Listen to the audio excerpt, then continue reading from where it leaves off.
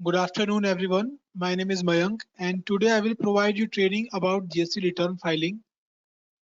So here we will talk about all GST returns, when and where we have to file with GST return.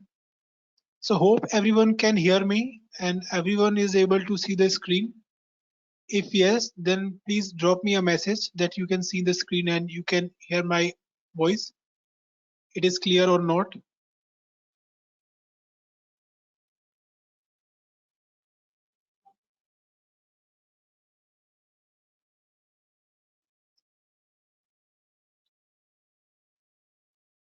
Prashant ji is saying there is a audio problem.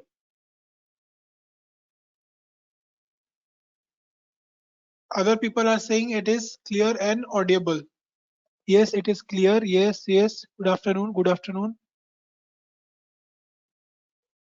So Prakash ji, please check your internet connection. All is clear. Okay, so we will wait for 2 minutes so that other people can join us. We will not take a long time, but we will take definitely 2 minutes so that other people can join us. And after that, we will proceed this training. You don't have to go anywhere. You just need to be here. Please be online. We will start this training within 2 to 3 minutes. Clear?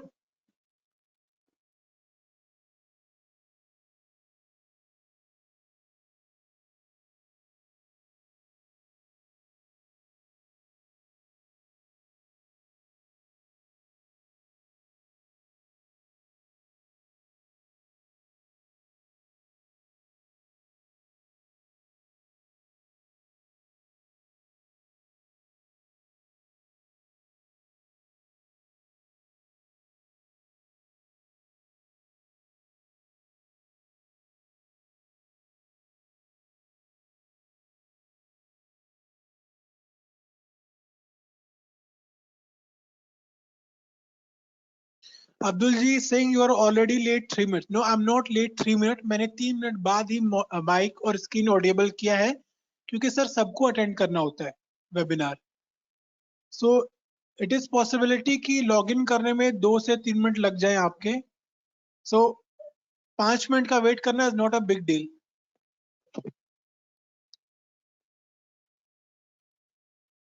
या मनीष रावत हो सके तो English में समझाएं sir. English में ही होगी sir आपकी training. Hindi की ट्रेनिंग आपकी हिंदी में ही होगी. इंग्लिश वाली ट्रेनिंग के लिए अलग से आपका ट्रेनिंग होता है. ये हिंदी की ट्रेनिंग है. Don't be worried.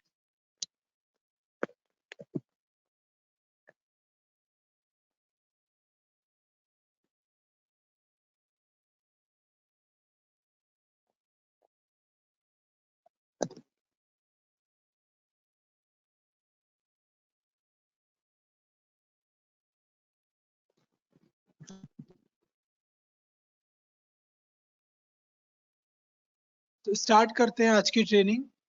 अब मैं आप लोगों से पूछना चाहूंगा, क्या कोई इसमें से ऐसा भी है जिसने मंडे वाली ट्रेनिंग अटेंड नहीं की थी, जिसने जीएसटी रजिस्ट्रेशन की जो बेसिक ट्रेनिंग थी वो नहीं वो नहीं ली थी, जिसमें हमने जीएसटी रजिस्ट्रेशन के बारे में बेसिक बेसिक चीजें बात की थी. क्लास डे 2 की ट्रेनिंग. कोई ऐसा है जिसने डे 2 की ट्रेनिंग नहीं ली है?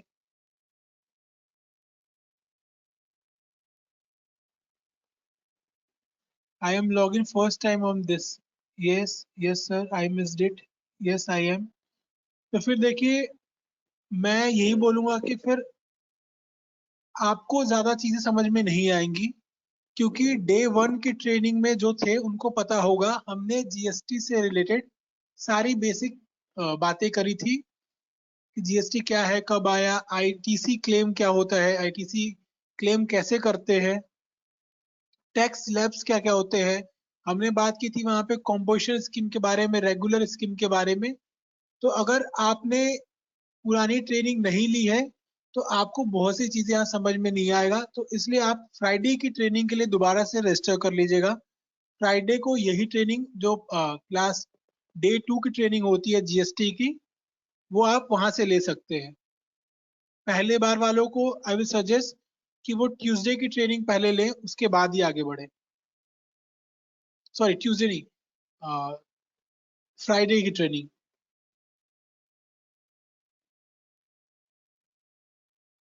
2 दिन ट्रेनिंग हो, 4 दिन ट्रेनिंग होती है आपकी, Monday Tuesday and Friday and Saturday, same training GST वाली। कोई तो टाइम से सुटेबल होगा आपके लिए।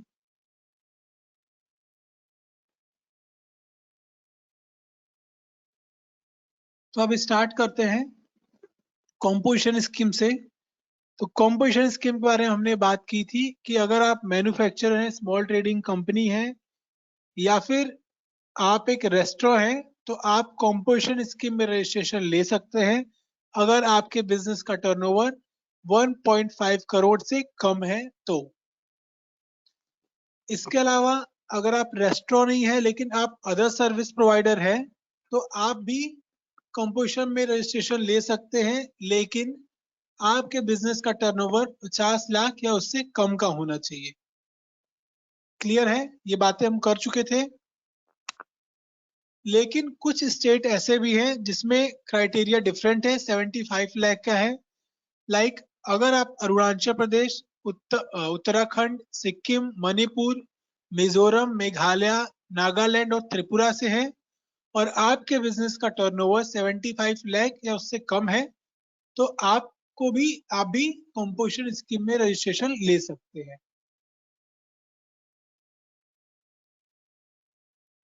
इसके अलावा हमने बात की थी कौन कौन से ऐसे बिजनेसेस हैं जो कंपोजिशन स्कीम ले सकते हैं। तो देखिए, अगर आप एग्जेम्प्टेड गुड्स नहीं बेच रहे हैं, मतलब ऐसे गुड्स जो जीएसटी में कवर नहीं होते, तो आप ले सकते हैं कंपोजिशन स्कीम।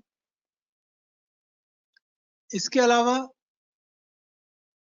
अगर आप ई कॉमर्स बिजनेस नहीं कर रहे, यानी ऑनलाइन बिजनेस नहीं कर रहे हैं, आप ले सकते हैं ई कॉमर्स। आप मैन्युफैक्चरिंग का काम नहीं कर रहे हैं, आइसक्रीम, पान मसाला, टैबेको प्रोडक्ट्स और इसके अदर मैन्युफैक्चरिंग सब्सटीट्यूट्स के, तो आप कंपोजिशन स्कीम में रजिस्ट्रेशन ले सकते हैं। फिर मैंने बात की थी कि अदर सर्विस प्रोवाइडर भी कंपोजिशन स्कीम में रजिस्ट्रेशन ले सकते हैं, लेकिन ये कहाँ मेंशन है? तो देखिए, कंपोजिशन स्कीम जो मेंशन है वो सेक्शन 10 में मेंशन है, लेकिन जैसा कि मैंने बताया था कि अदर सर्विस प्रोवाइडर के लिए नोटिफिकेशन बाद में आई थी कि अदर सर्विस प्रोवाइडर भी ले सकते हैं रजिस्ट्रेशन कंपोजिशन स्कीम में। तो नोटिफिकेशन जो है वो सेक्शन 10 में मेंशन नहीं है, लेकिन under notification 2019 it is mentioned that other service provider can also take composition scheme registration। Clear है? इसके अलावा मैंने बताया 50 लाख से कम के आपका बिजनेस है, पूरा टर्नओवर जो आपका है 50 लाख से कम का है, तो आप कंपोजिशन स्कीम में रजिस्ट्रेशन ले सकते हैं if you are other service provider. और बाकी की चीजें जो सेक्शन 10 में मेंशन है एज इट इज होंगी, वो वैसे ही चलती रहेंगी।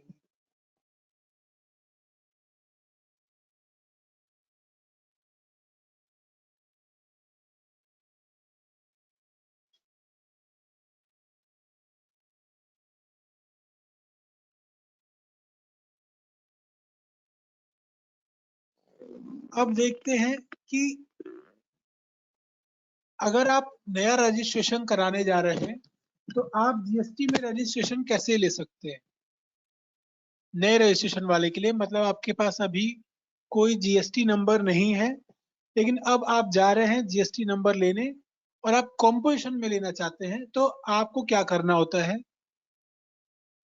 तो सर, आपको इंडिकेट करना होता है पार्ट बी में ऑफ द रजिस्टर एप्लीकेशन, यानी कि जो एप्लीकेशन जहां रजिस्टर करते हैं जीएसटी के लिए, वहां पे पार्ट बी में आपको इंडिकेट करना पड़ता है कि यार I am applying for composition scheme, composition scheme के लिए अप्लाई कर रहा हूँ।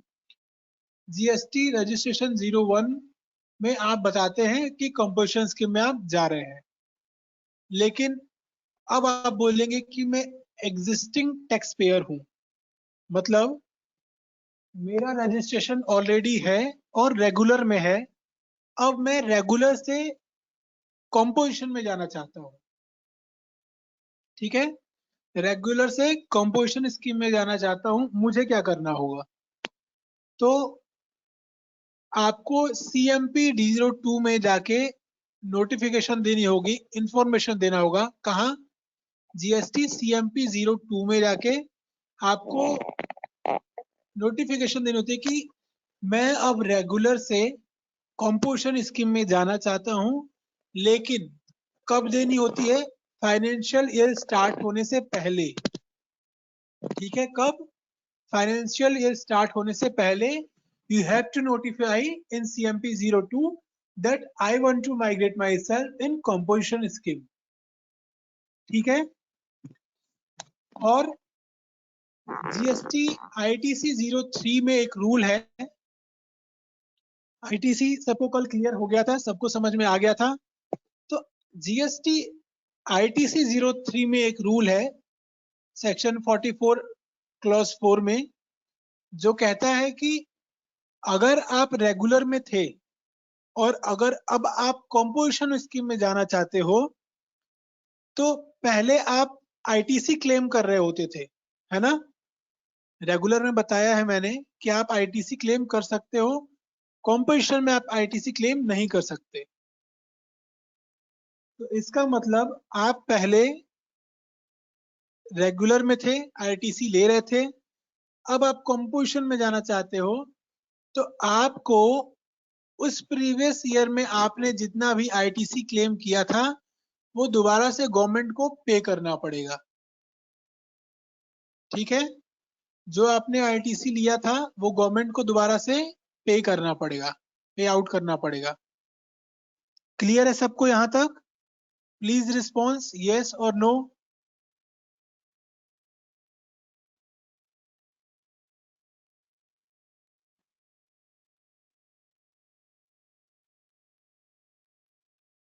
कहीं कोई डाउट? क्लियर है सबको?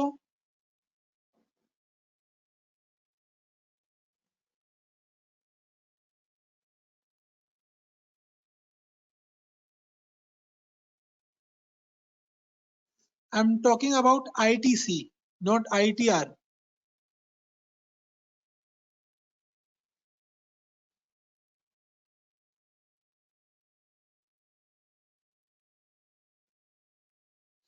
क्रेडिट में बैलेंस हो उससे कोई फर्क नहीं पड़ेगा।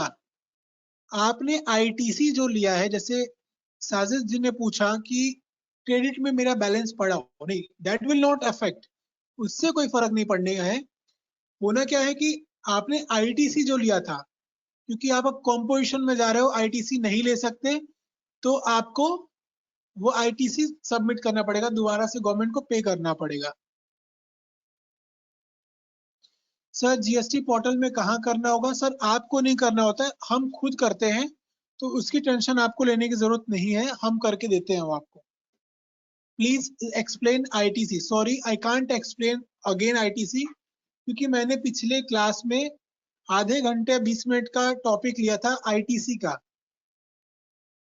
अगर आपको आईटीसी समझना है तो आप फ्राइडे वाली क्लास के लिए रजिस्टर कर लीजिए, हम लोग वहां पे आईटीसी के बारे में बात करते हैं दोबारा से। आपने क्लास ली नहीं है आप जीएसटी रजिस्ट्रेशन वाली, इसलिए आपको प्रॉब्लम आ रही है।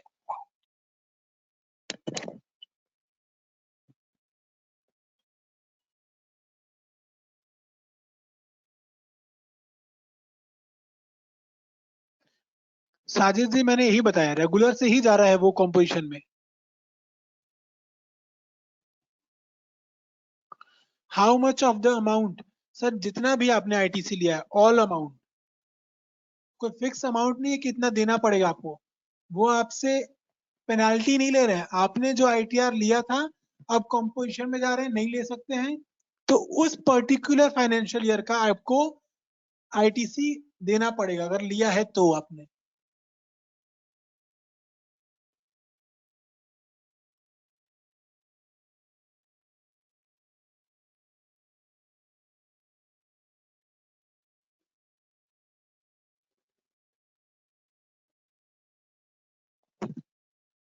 सब म्यूटेड है सर, क्वेश्चन आंसर अभी हम यहीं पे देख रहे हैं, स्क्रीन पे ही देख रहे हैं।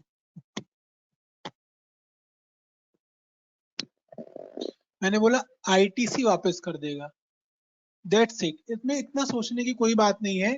अगर आपने आईटीसी क्लेम किया था आपको वापस दे देना है वो आईटीसी उसी पर्टिकुलर ईयर का, क्योंकि उसी ईयर में आप जा रहे हैं कॉम्पोजिशन में। आगे बढ़ते हैं। अब देखते हैं कि वैलिडिटी क्या क्या होती है मूविंग आउट के लिए। तो sir, as long as the tax payer is satisfying all the condition, मतलब जब तक टैक्स पेयर सारे कंडीशन को सेटिस्फाई करता है वो कॉम्पोजिशन स्कीम में रहता है, ठीक है।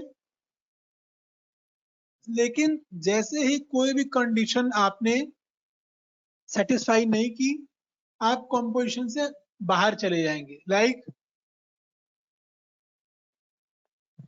मैंने आपको बोला आपके बिजनेस का टर्नओवर 1.5 करोड़ या उससे कम का होना चाहिए तभी आप कॉम्पोजिशन में ले पाएंगे।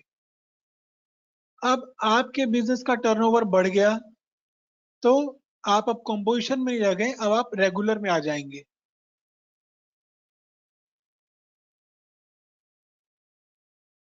प्रीति सिंह, पे तो ऑलरेडी हो गया व्हेन वी बाइंग। नो, पे हम करते हैं जब आपका रिटर्न फाइल करते हैं दैट टाइम। आईटीसी कब क्लेम करते हैं? रिटर्न फाइलिंग के टाइम पे होता है आपका।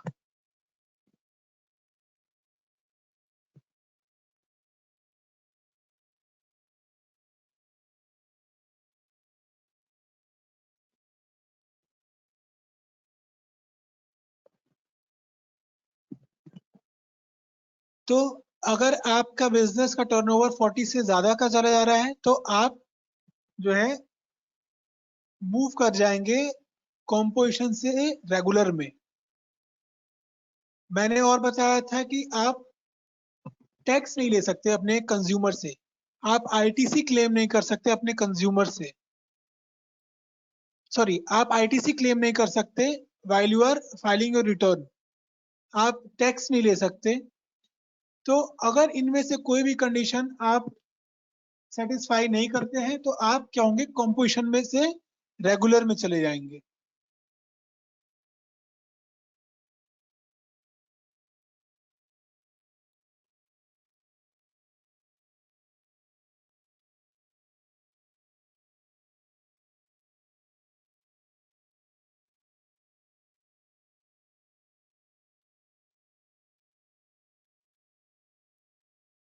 डिफरेंसेस हमने पढ़े थे कल, क्या क्या डिफरेंसेस हैं कंपोजिशन और रेगुलर में। हमने बात की थी कि क्वार्टरली रिटर्न फाइल करते हैं कंपोजिशन में, मंथली रिटर्न फाइल करते हैं रेगुलर में। Technical name for return filing is GSTR 4, technical name for return filing is GSTR 3B in regular. Last date होती कंपोजिशन में 18th of every 3 month, regular में हर 20 तारीख को आपकी लास्ट डेट होती है। आईटीसी क्लेम नहीं कर सकते कंपोजिशन में, रेगुलर में आईटीसी क्लेम कर सकते हैं। With in the estate business कर सकते हैं कंपोजिशन में, आउट ऑफ स्टेट जाके बिजनेस नहीं कर सकते। रेगुलर में आप विद इन स्टेट और बाहर जाके दूसरे स्टेट में भी बिजनेस कर सकते हैं।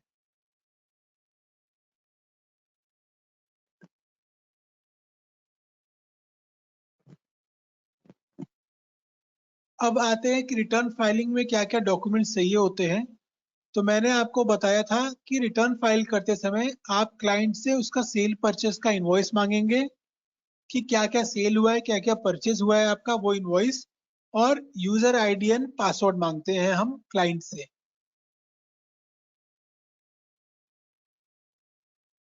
यही डॉक्यूमेंट्स रिक्वायर होता है while we are filing return.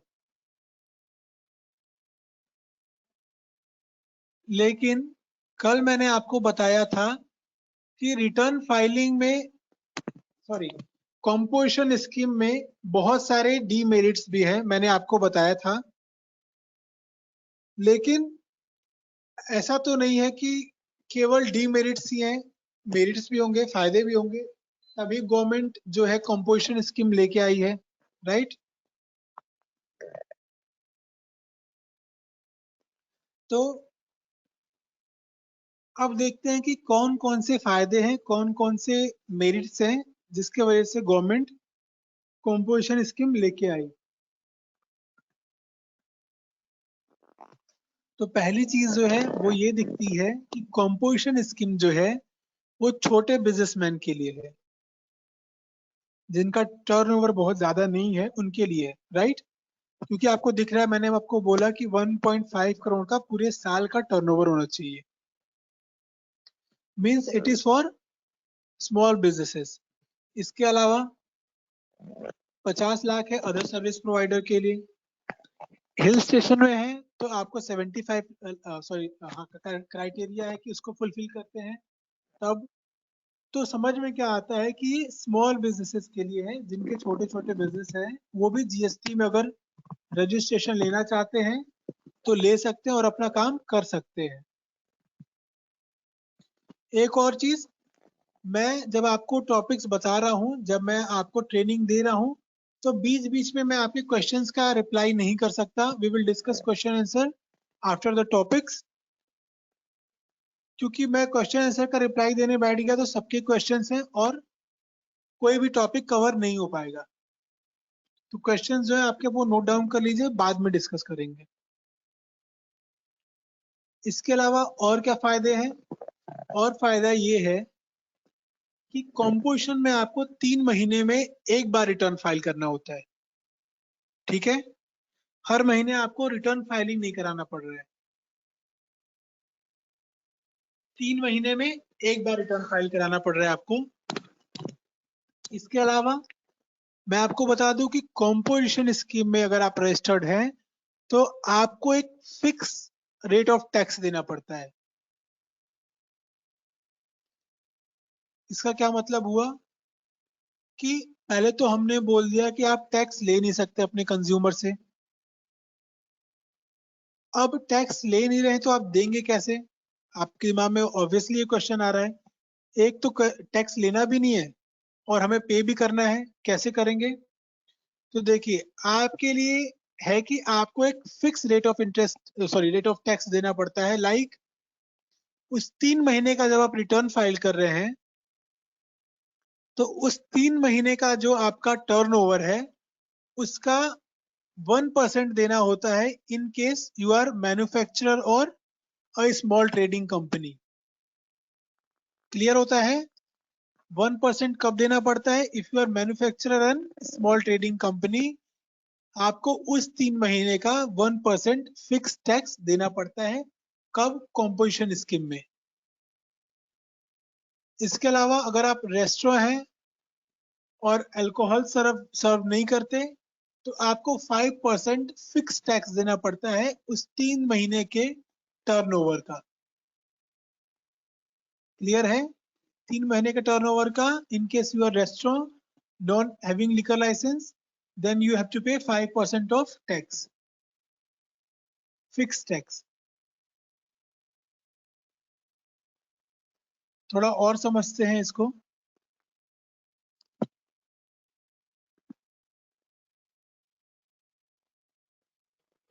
पहले मैंने आपको बताया कि जीएसटीआर 4 जाएगा कॉम्पोजिशन के लिए।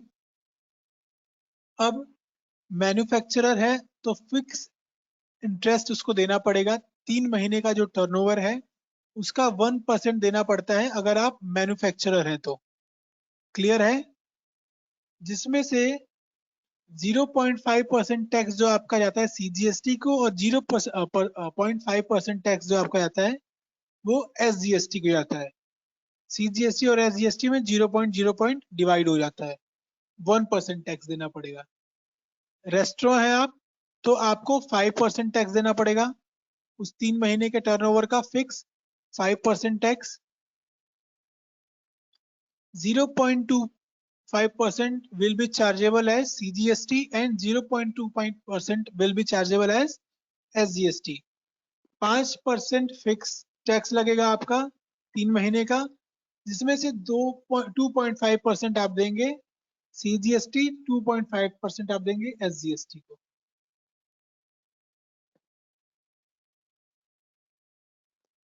अगर आप अदर सर्विस प्रोवाइडर हैं, लाइक रेस्टोरेंट नहीं है लेकिन दूसरी सर्विसेज दे रहे हैं, तो आपको 6% टैक्स देना पड़ेगा। उस 3 महीने का जो टर्नओवर है उसका फिक्स 6% टैक्स देना पड़ेगा। 3% आपको देना होगा CGST, 3% जाएगा SGST को। क्लियर है यहां तक सबको? यस और नो प्लीज रिस्पॉन्स।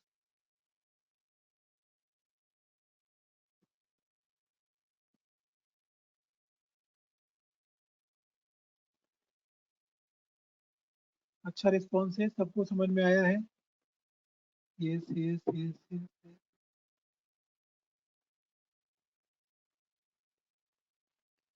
क्लियर।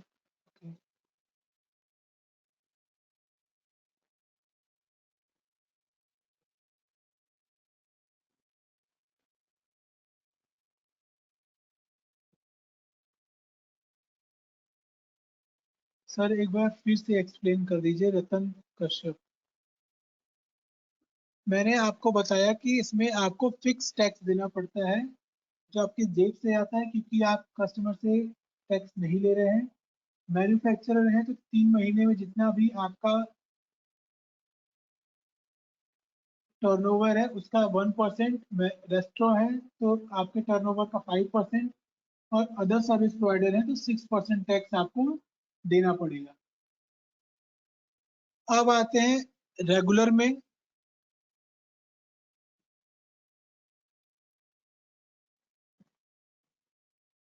तो रेगुलर में भी वही डॉक्यूमेंट्स चाहिए होते हैं, सेल परचेज का इनवॉइस और यूजर नेम एंड पासवर्ड। ये चीजें हमें चाहिए होती है रिटर्न फाइलिंग के लिए। अब उसने एक्सेल में मेंटेन कर रखा है, वो आपको सारे इनवॉइस भेजता है। इट डिपेंड्स ऑन क्लाइंट और आपके म्यूचुअल डिसीजन में।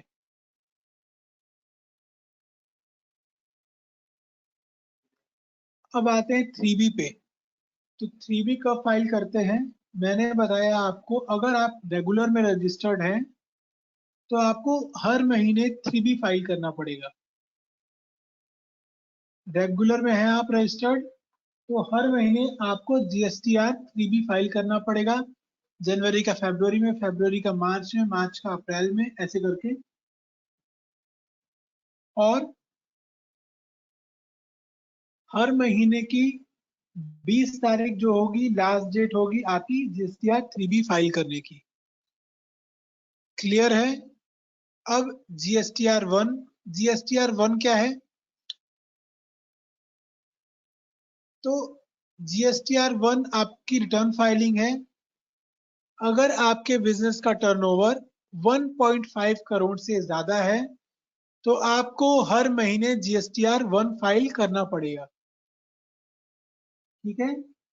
अगर आपके बिजनेस का टर्नओवर 1.5 करोड़ से ज्यादा है तो आपको हर महीने GSTR 1 फाइल करना पड़ेगा।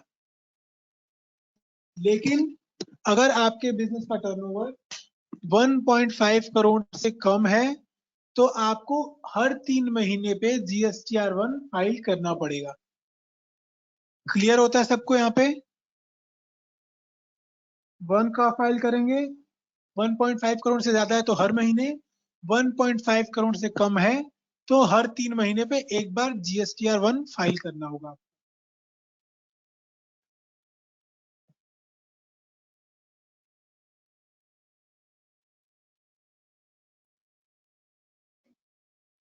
GSTR 9 क्या है? GSTR 9 होता है आपका एनुअल रिटर्न फाइलिंग। जैसे हम हर महीने रिटर्न फाइल कर रहे हैं तो हर महीने हम क्या कर रहे हैं? रिटर्न फाइलिंग करते जा रहे हैं पिछले पिछले पिछले महीने का। GSTR 9 में क्या होता है कि आपको पूरे साल आपने जो भी बिजनेस किया है उसका रिटर्न फाइल करते हैं। मतलब एनुअल रिटर्न फाइलिंग, सालाना रिटर्न फाइलिंग इसको हम बोलते हैं। वो होता है आपका GSTR 9। क्लियर है? समझ में आता है ये? मोहम्मद हुसैन जी सेइंग कि very good explain sir, got it. Thank you sir, I appreciate it.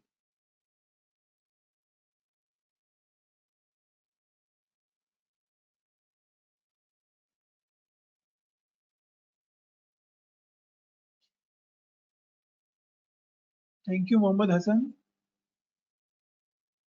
GSTR 9 सबको समझ में आता है? अब चलते हैं जीएसटीआर 2A पे।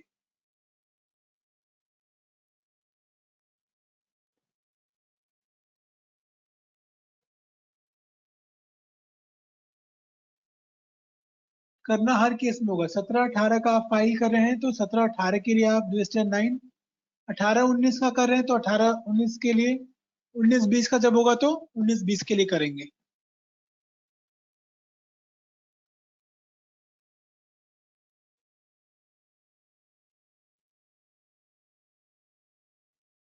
प्रशांत जी, हाँ हम बताते हैं आपको कौन सा जीएसटी उसको बताना है। We will help you there. अब देखते हैं जीएसटीआर 2A। बहुत लोगों को क्लियर इसलिए नहीं है क्योंकि उन्होंने पिछली वाली क्लास नहीं ली है। आप बीच में से आ रहे हैं तो ऑब्वियसली आपको समझ में नहीं आएगा।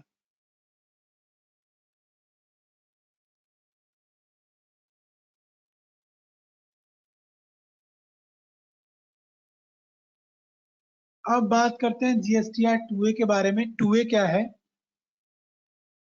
तो सर 2A आपका कोई रिटर्न फाइलिंग नहीं है। 2A में आपको कोई रिटर्न फाइलिंग नहीं करनी होती है। तो फिर होता क्या है 2A? 2A ऐसा होता है कि लेट्स सपोज आप हैं और मैं हूं। ठीक है, हम आपस की बात करते हैं। आप और मैं हूं। आपने मुझसे कुछ परचेस किया। ठीक है, आपने क्या किया? परचेस किया, और परचेस करने के बाद आपने बोला ये मेरा जीएसटी नंबर है, आप अपना जीएसटी नंबर दे दो, मैं फाइल कर लूंगा जीएसटी। मैंने बोला ठीक है। अब मुझसे जब परचेस करके आप गए अपने शॉप पे, आपने अपना रिटर्न फाइल जब किया तो 2A में डाल दिया कि मिस्टर मयंक से मैंने ये चीजें परचेस की थी, ये उनका जीएसटी नंबर है। जब आप जीएसटीआर 1 में ये चीजें डालेंगे तो मेरे 2A में ऑटो पॉपुलेटेड ये शो होने लगेगा। मतलब 2A क्या है? कोई रिटर्न फाइलिंग नहीं है। 2A बस एक डिस्प्ले है। डिस्प्ले किस चीज का? आपके और मेरे बीच में जो ट्रांजेक्शन हुआ है, जब आप जाके परचेस की एंट्री डालते हैं कि जीएसटीआर 1 में मैंने ये परचेस किया मिस्टर मयंक से, ये इतना अमाउंट मेरा टैक्स लिया गया है और ये उनके का जीएसटी नंबर है, तो मेरे 2A में ये ऑटो पॉपुलेटेड आपका जो आपने डाला है वो शो होने लगेगा। लेट्स सपोज आप गए, आप डालना भूल गए वहां पे 2 जीएसटीआर 1 में।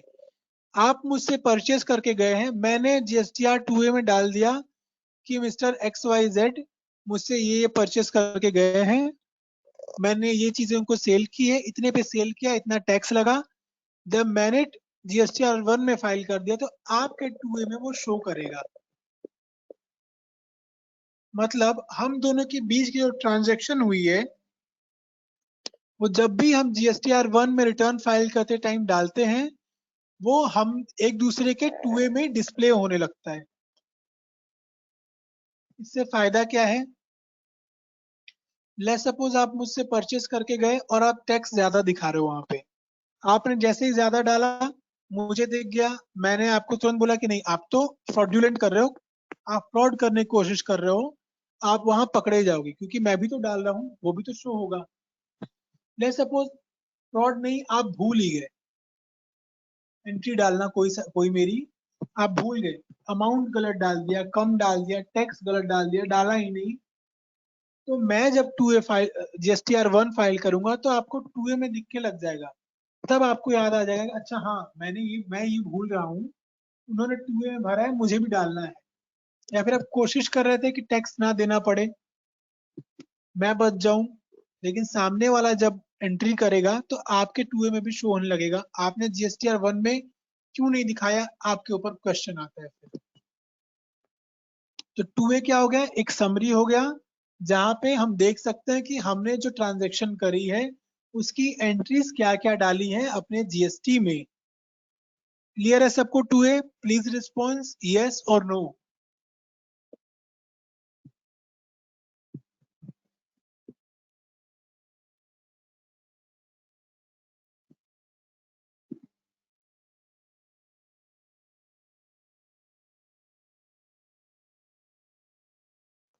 केवल 10 लोगों का रिस्पॉन्स आया है, लोग बहुत हैं, प्लीज रिस्पॉन्स। बाकी के लोग क्या कर रहे हैं?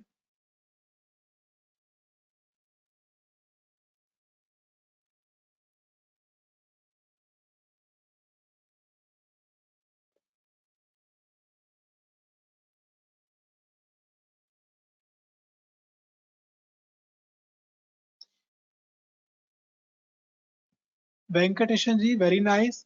You said yes, it is transaction between buyer and seller, and it is a display between us. Correct.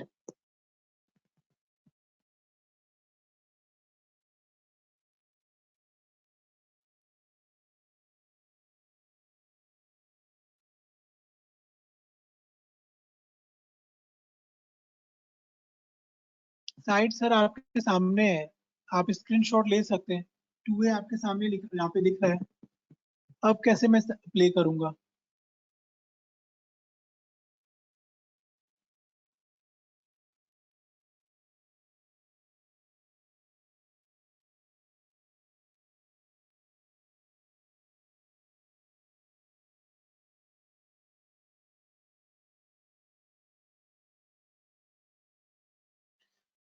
अब आगे बात करते हैं जीएसटीआर 5 क्या है।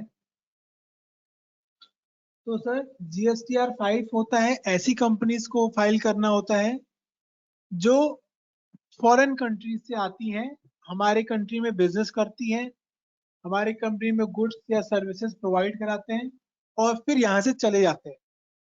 मतलब उनका इंडिया में कोई भी रजिस्टर्ड बिजनेस प्लेस नहीं है। वो इंडिया में आते हैं, बाहर से बिजनेस करते हैं और चले जाते हैं। तो ऐसी कंपनीज जो होती हैं, ऐसी फॉरेन कंपनीज जो होती हैं, वो जीएसटीआर 5 फाइल करती है। क्लियर है? इजी टॉपिक था। जीएसटीआर 5 कौन? जो रजिस्टर्ड नहीं है इंडिया में, फॉरेन कंपनीज हैं, आते हैं, बिजनेस करते हैं और चले जाते हैं। They have to file GSTR 5। Next is GSTR 6। Who have to file GSTR 6? तो सर वो कंपनी जो इनपुट सर्विस डिस्ट्रीब्यूटर है, वो जीएसटीआर 6 फाइल करेंगे। अब आप बोलेंगे कि इनपुट सर्विस डिस्ट्रीब्यूटर हैं वो कौन होते हैं?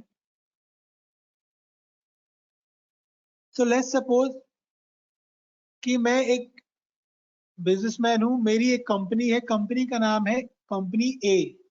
ठीक है? तो वो मेरा हेड ऑफिस है। दूसरी कंपनी है मेरी कंपनी बी, तीसरी है कंपनी सी, चौथी है कंपनी डी। ऐसे मेरी 4 कंपनियां हैं। मोहम्मद हसन जी, ऑफलाइन वीडियो के लिए मैं आपको बताऊंगा, please wait for few minute. तो मेरी 4 कंपनियां हो गई, ए बी सी और डी। अब लेट सपोज कि ए ने 50 एसी मंगवाए, एयर कंडीशंस, और उनको बोला कि सेल करूंगा। बी ने 200 कुर्सियां मंगवाई हैं। सी जो है उसने 200 लैपटॉप मंगवाए। डी है, उसने सेल करने के लिए जो है कि सपोज लैपटॉप 100 लैपटॉप मंगवाए।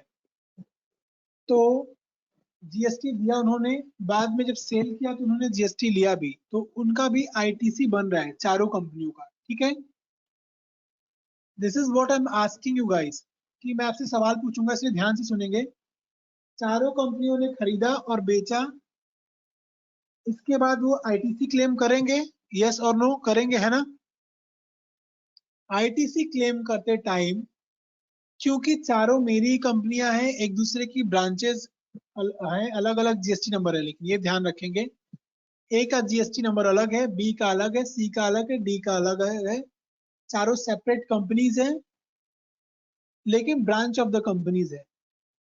तो क्या आईटीसी क्लेम करते टाइम जो कंपनी ए है वो बी, सी और डी का भी आईटीसी क्लेम कर सकती है? या फिर जो कंपनी बी है वो ए, सी, डी मतलब सबका आईटीसी क्लेम कर सकती है? इसी तरह का सी और डी, मतलब क्या कंपनीज एक दूसरे का आईटीसी क्लेम कर सकती हैं? यस और no, please response.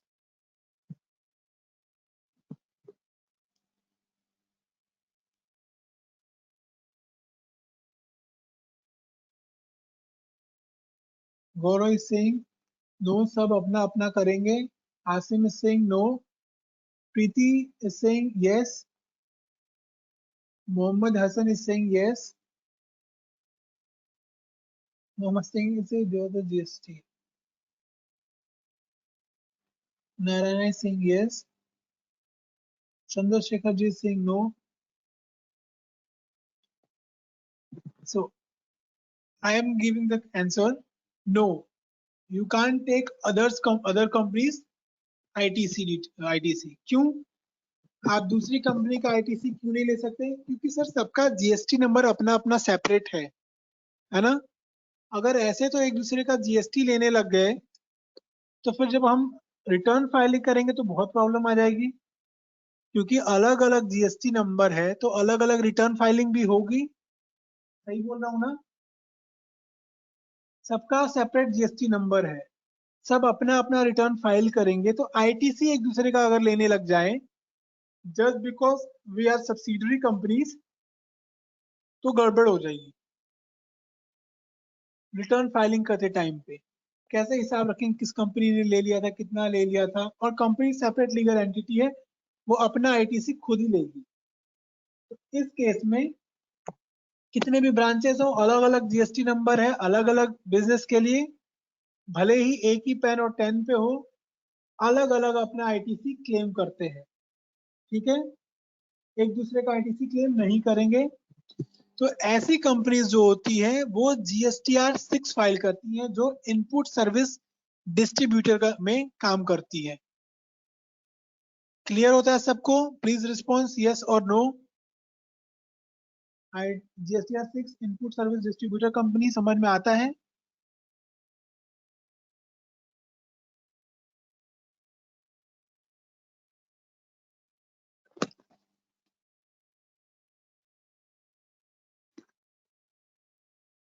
Deepika ji क्या समझ में नहीं आया? Please mention it.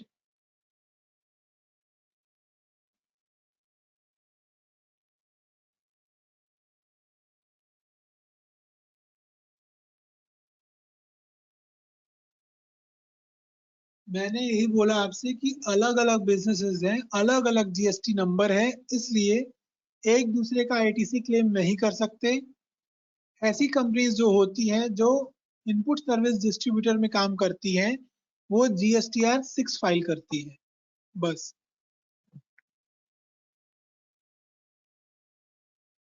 अब देखते हैं जीएसटीआर 8 कौन फाइल करता है।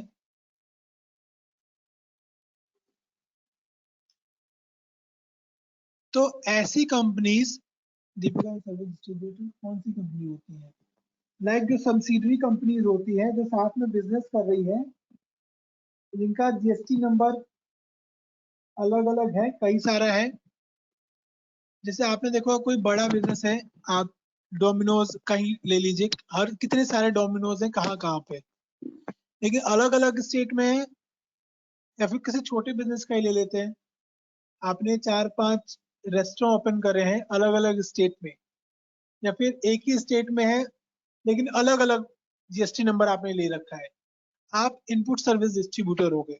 कंपनी तो आपकी एक ही है, ब्रांचेस अलग अलग हैं आपके और अलग अलग जीएसटी नंबर आपने ले रखा है, दैट्स बिकॉज आप हो गए input service distributor.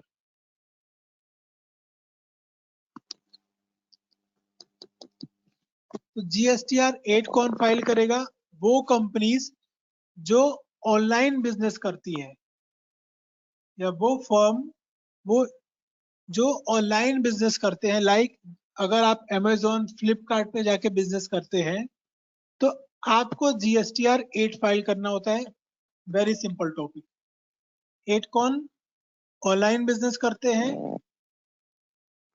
Amazon Flipkart पे जाके बिजनेस करते हैं, आपने क्या फाइल करना है? आपने फाइल करना है GSTR 8 if you are doing online businesses. Clear है? Yes no response please.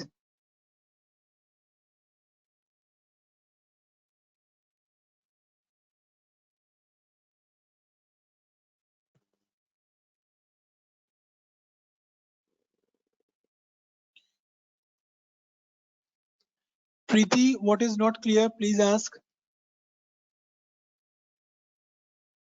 कौन फाइल करेगा? I told you, if you are doing your business on online platform, like you are doing your business on Amazon, Flipkart, then you have to file GSTR 8. That's it. अगर online business कर रहे हैं नहीं, हाँ, Amazon seller, आपका business अगर का online है अमेजोन पे, तो इट मीन्स कि आप रिटर्न फाइल करेंगे ना GSTR 8।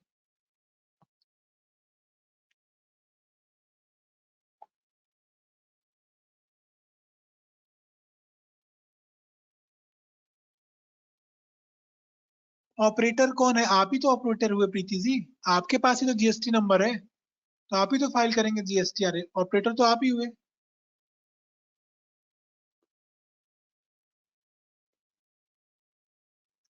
नो, आपको Venkeshwaram ji, no, you need to file GSTR 8 return. आपको GST रजिस्ट्रेशन लेना है and you have to file GSTR 8 return. That is the technical name of return filing, GSTR 8।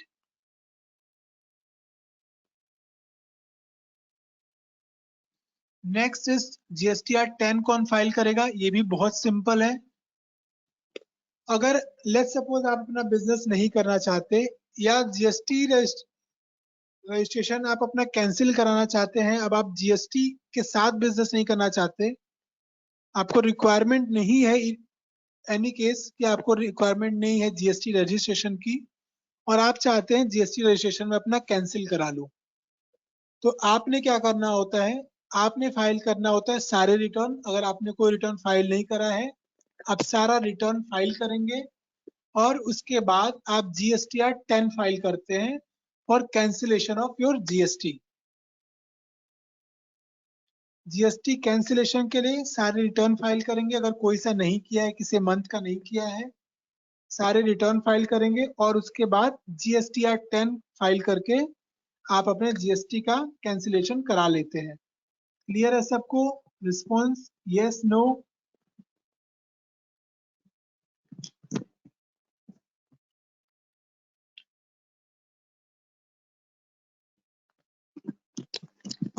Good, चलिए सबको समझ में आता है। अब नेक्स्ट है रिकंसिलेशन।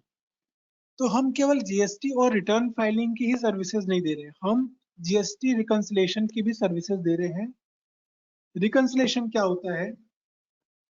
जैसे मैंने आपको टू वे में बताया, अभी ध्यान होगा, अभी अभी बताया है कि हम टू वे में देख लेते हैं कि हमारे सामने वाले ने क्या फाइल किया है हमसे सेल परचेज करके, क्योंकि हमारे टू वे में शो हो रहा है। मतलब हम क्या करें? क्रॉस चेक कर ले रहे हैं। तो reconciliation is basically mean you are doing cross check. आप क्रॉस चेक कर रहे हैं कि आपने जो कुछ भी इंफॉर्मेशन वहां पे पुट की है, वो करेक्टली आपने एंटर की है इंफॉर्मेशन। लाइक जरूरत कहाँ पड़ती है? आप एक बिजनेसमैन हैं, आप जीएसटी का रिटर्न फाइल करा रहे हैं, लेकिन खुद पे सोच के देखेंगे कि क्या ऐसा पॉसिबल है कि आपने सेल किया कहीं पे, और आपने उसकी एंट्री करना आप भूल गए, इनवॉइस रखना कहीं भूल गए, इनवॉइस तो दिया या लिया, लेकिन एंट्री करना भूल गए। कहीं रिकॉर्ड तो करते होंगे ना, कितना सेल कर लिया इस महीने, कितना परचेज कर लिया इस महीने, करेंगे ना आप अगर बिजनेसमैन होंगे तो, हिसाब तो रखना पड़ेगा। लेकिन पॉसिबल है, और बहुत ज्यादा पॉसिबल है, कि आपने कोई सेल किया और आप हिसाब रखना भूल गए, गलती से भूल गए, या फिर दो बार उसी को आपने कैलकुलेट कर लिया। बॉटल सेल की मैंने, दो बार मैंने सेल में डाल दिया, 500 500 करके 1000 रुपए हो गए, जबकि सेल क्या था 500 का ही। दो बार एंट्री डाल दी मैंने। अब एंट्री डाली है, लेकिन अमाउंट ही गलत डाल दिया। बॉटल सेल की एक ही बार एंट्री डाली है, लेकिन 500 की जगह पे 1000 रुपए या 500 रुपए डाल दिए, गलत हो गया। अब 500 रुपए अमाउंट सही डाला, लेकिन बॉटल नहीं था, मैंने वहां चेयर लिख दिया गलती से। हो सकता है, ऐसे ब्लंडर्स पॉसिबल है अगर आप बिजनेस कर रहे हैं तो। सैलरी दी, नोट करना भूल गए आप। तो ये चीजें कैसे रेक्टिफाई करेंगे? कैसे पता चलेगा कि कहाँ पे हमसे गलतियां हुई है? कहाँ पे मैंने डुअल एंट्रीज डाल दी, यानी दो बार एंट्री डाल दी, कहाँ पे एक बार भी नहीं डाला, कहाँ पे डालना ही भूल गया। कहाँ पे अमाउंट 2 बार एंटर कर दिया है, ज्यादा एंटर कर दिया है, कम एंटर किया। तो इन चीजों का पता लगाने के लिए हम बनवाते हैं अपना जीएसटी रिकॉन्सिलेशन। ठीक है, तो हम इंश्योर करते हैं कि जो कुछ भी हमने जीएसटी में अपने अकाउंट्स में शो कर रहे हैं वो करेक्ट है। इस सर्विस के लिए आप क्लाइंट से जरूर बात करेगा और वो आराम से रहेगा। क्यों? क्योंकि भाई उसको भी पता करना है कि उसका महीने में या साल में या 3 महीने पे कितना पैसा उसके बिजनेस में लग जा रहा है, कितने का सेल कर ले रहा है, कितने का परचेस कर ले रहा है, कितने का प्रॉफिट हो जा रहा है, कितनी सैलरी दे दे रहा है वो। इसके अलावा कहीं कुछ गलत एंट्री तो नहीं कर रहा है। पता चला मैं भ्रम में रह रहा हूँ, मेरा फायदा हो रहा है, मैंने एक ही एंट्री 2 बार डाल रखी है, दूसरी वाली एंट्री जो है मैंने उसका अमाउंट ही ज्यादा डाल रखा है। तो ये पता करना होगा, इसलिए हम बनाते हैं जीएसटी रिकंसिलेशन। समझ में आता है? प्लीज रिस्पॉन्स यस और नो।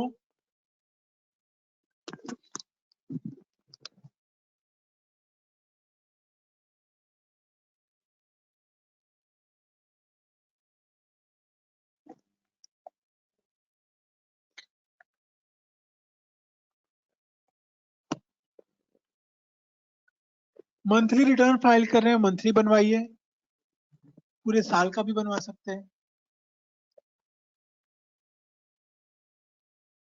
अब बात करते हैं जीएसटी ऑडिट के बारे में। तो अगर आपके बिजनेस का टर्नओवर 2 करोड़ से ज्यादा का है तो आपको जीएसटी ऑडिट करानी पड़ेगी।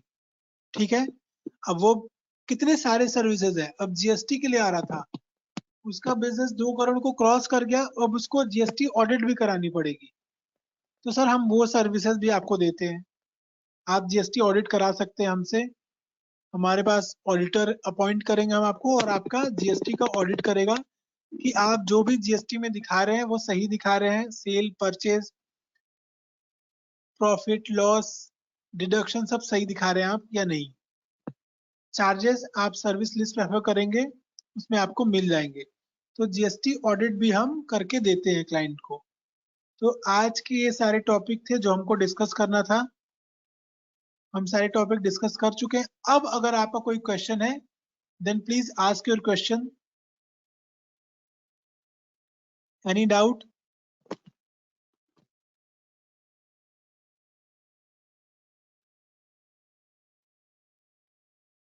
हैंड रेज कर लीजिए अगर आप में से किसी को डाउट है, क्वेश्चन है तो।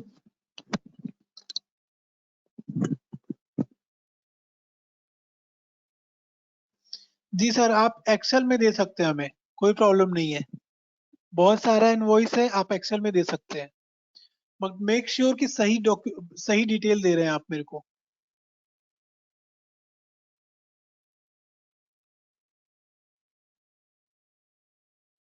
सब काम होगा सर आपका ऑनलाइन जी। 2 करोड़ से ज्यादा है तो ऑप्शनल नहीं है, आपको कराना ही कराना पड़ेगा।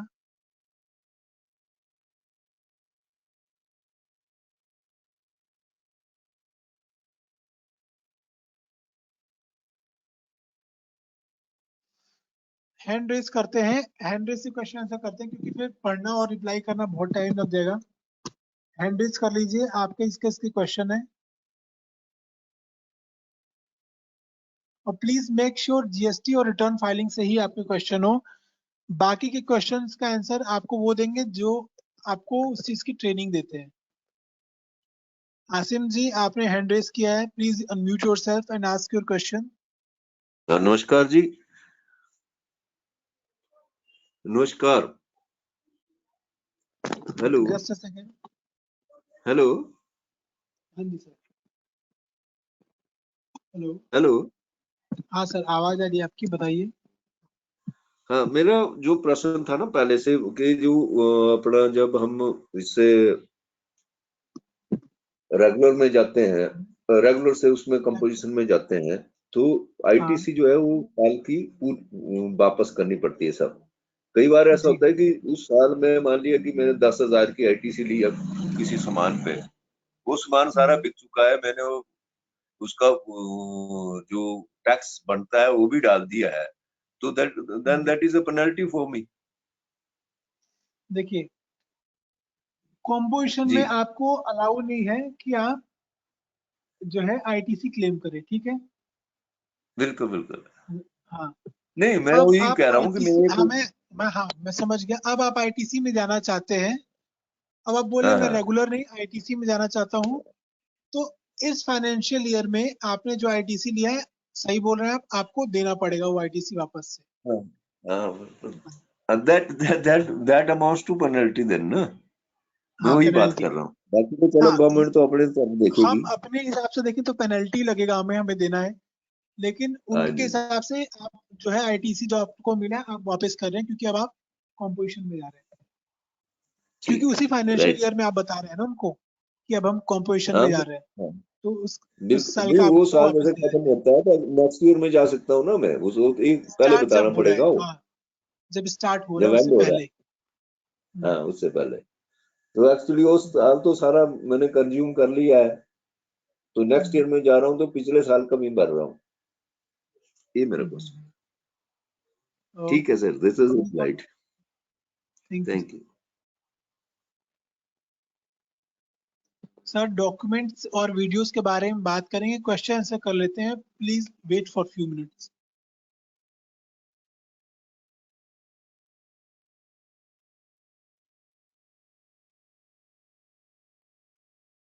देवेंद्र सर आपने हैंड रेस किया है, please unmute Yes, yourself. yes. Yeah, yeah. Yeah, one thing, let me know that when we have prepared all the challan detail for depositing the GST return, GST filing, but challan payment will be paid by the that customer, or who will pay in previous in If you installment? want to pay, if you want to pay your GST by challan, you can go with challan. You have to go in bank. There you will there you have to generate challan amount. Or you, Okay, if you want to pay it online by debit card, credit card, or anyhow, you can do it okay. as well. So it But depends on you. If you want to create challan, then you have to go to the means consumer client will go to okay, bank. They will create challan and they will give you and will file the okay. report. Then This is we how will send the challan works. challan It is copy a to lengthy you. process. That challan will be sent to you, or You will send it to us. okay, means first you prepare all the GST returns amount, then party will pay the challan and challan will send to you. Yes, correct. Then No, after no, that you party will will not. send. No, no, no. Party will not give you challan. Let's suppose Okay, any client comes to you. He said, I have okay, to file GST return. You said, okay, your taxation value is 2000 rupees. Now okay, he's saying, I'm not going to pay you in cash or by any digital format. I'm going in bank. I will create a challan and I will give you. Then you can go and pay my tax liability. That's called challan. so You will I collect will them have to and pay. give to us I will and have we to will pay pay, them. or I will have to pay, or the party will pay. Party will pay. Why you will pay? Why Yeah, you will that is give right. taxation on Yeah, their behalf? yeah. That is. They will provide me the challan and I will send to you. Then you will file the return. Obviously, Right? Na? obviously. Thank you. Thank you. Thank you, sir. Sir, I am from Bajipur, Karnataka, and my friend who is client and he is from message he want to make GST number. Can we get a scan document from him and he can send you?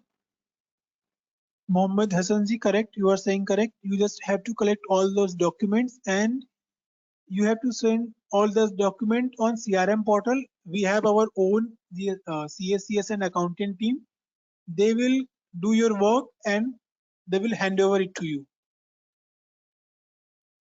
Gaurav Shetty, आपने hand raise किया है. Please unmute yourself and ask your question. Mr. Gaurav Shetty, please unmute yourself. Not getting any response. That I'm again muting Hello. you. Yes. Hello. हाँ जी, good जी afternoon sir. sir. Good afternoon sir. Sir एक आपने बताया था अभी GST 5 वो file करते हैं जो इंटरनेशनल से आते हैं सर। जी हेलो। जी हाँ जी हाँ। तो उनके पास वो GST नंबर तो होता नहीं, तो सर वो कैसे फाइल कर सकते हैं? सर जिसका जीएसटी नहीं है वो तो करेगा ही नहीं, वो तो बात ही वहां खत्म हो जाती है। जिसका जीएसटी है वही करेगा ना। आपका जीएसटी नहीं तो आप जीएसटी कैसे लेने लग जाएंगे लोगों से? नहीं सर, जैसे आपने बताया था ना कि इंटरनेशनल से जो आते हैं बिजनेस करते हैं और चले वो जाते हैं। जीएसटी की हम बात कर रहे हैं अभी, केवल जीएसटी रिटर्न फाइलिंग की। अगर उसके पास हाँ जी, हाँ जीएसटी जी। रजिस्ट्रेशन होगा तभी वो कर सकता है। ठीक है सर। बहुत सारी कंपनीज बाहर की होती हैं, इसका मतलब ये नहीं कि बाहर से आके बिजनेस कर रही है तो ऐसे ही कर सकती हैं। उनको भी अप्रूवल चाहिए होता है यहाँ आके बिजनेस करने के लिए, वो करेंगे। और उनको भी जीएसटी नंबर उन्होंने लिया है, हमसे जीएसटी ले रहे हैं। तो उनको क्या ओके करना होता है, उनके पास ऑफिस नहीं है यहाँ पे, बाकी सब कुछ उनके पास हाँ रजिस्ट्रेशन जी। है। ठीक ओके है। Okay sir. Okay sir, okay. Thank you.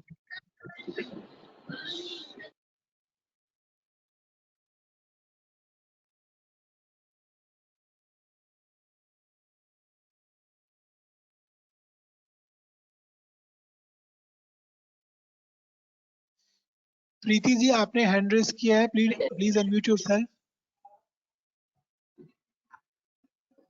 Hello. Hello. हाँ जी मैम, पूछिए अपना क्वेश्चन। हाँ सर, ये जो नोट्स है इनकी सॉफ्ट कॉपी मिल पाएगी? हाँ, मैं आप सबको बता दूं कि मैंने आप लोग को मेरी मेल आईडी दी है। आप लोग मुझे मेल कर देंगे। अगर आपको वीडियो चाहिए offline, I will send you all these videos in offline mode. अगर आपको सॉफ्ट कॉपी चाहिए जो प्रेजेंटेशन में दे रहा हूँ, तो वो मैंने खुद से क्रिएट की है। बट टैक्सेशन वाली मैं आपको दे दूंगा, रिटर्न ओके सर। फाइलिंग वाली। Okay. Yes. Okay. Mail ID आप लोग नोट कर लीजिए। ओके। और आप लोग मेरे को मेल कर देंगे, मैं आपको रिवर्ट कर दूंगा वहां पे। ठीक है।